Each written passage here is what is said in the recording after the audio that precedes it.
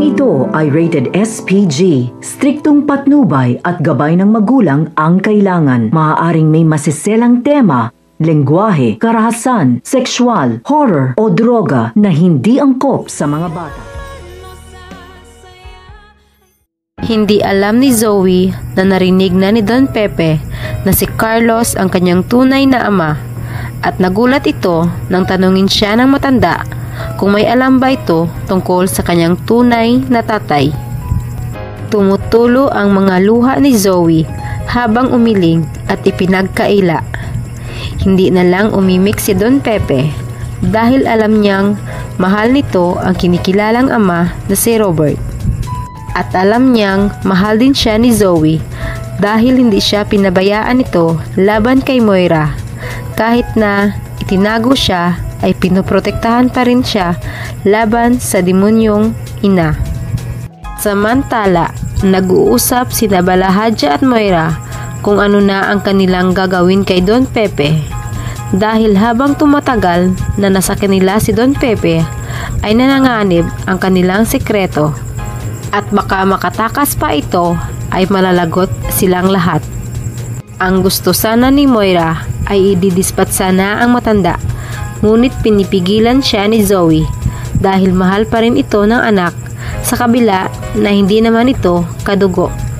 At dito ay nagsuggest si Balahadja na maaari nilang tapusin ang matanda pag nakaalis na si Zoe. Ang hindi nila alam ay narinig pala lahat ni Zoe ang kanilang pinag-uusapan, kaya bigla siyang lumabas at binalaan ng dalawa na kung gagawin nila iyon ay ito ang magsusumbong sa mga pulis.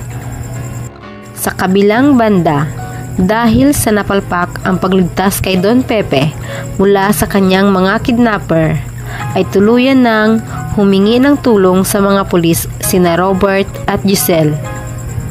At dito nabuking ang buong pagkatao ni Balahadja bilang isang bayarang pulis nang ipakita kay Robert ang litrato nito at namukhaan niya ito na ito ang taong kanyang nakabanggaan sa lugar kung saan niya iniwan ang kanyang pera.